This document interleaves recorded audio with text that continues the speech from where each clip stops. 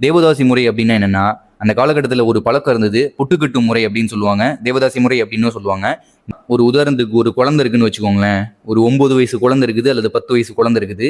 இந்த குழந்தைய அந்த கிராமத்துல இருக்கக்கூடிய ஏதோ ஒரு கிராமத்துல இருக்கக்கூடிய கோயில்ல கொண்டு போய் விட்டுருவாங்க. ஒரு உதாரணத்துக்கு அது ஒரு முருகன் கோயில்னு வச்சுக்கோங்களேன். அந்த குழந்தை அந்த கோயிலுக்குள்ள இருக்கக்கூடிய முருகனை திருமணம் செஞ்சுக்கிட்டு தான் அர்த்தம்.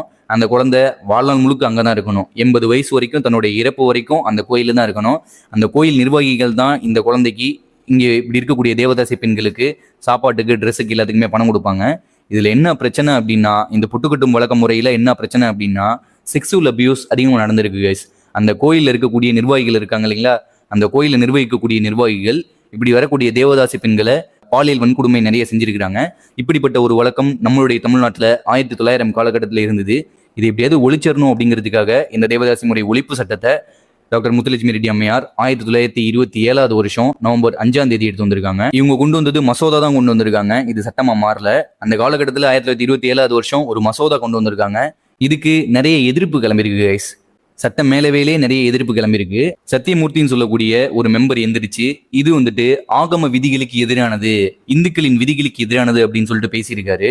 ஸோ இந்த மாதிரி ஆரம்ப காலகட்டத்தில் இந்த ஒரு சட்டத்துக்கு அகெயின்ஸ்டா நிறைய பேர் இருந்ததுனால இந்த ஒரு சட்டத்தை அமுல்படுத்த முடியல கைஸ். இது ஒரு மசோதாவே இருந்துருச்சு.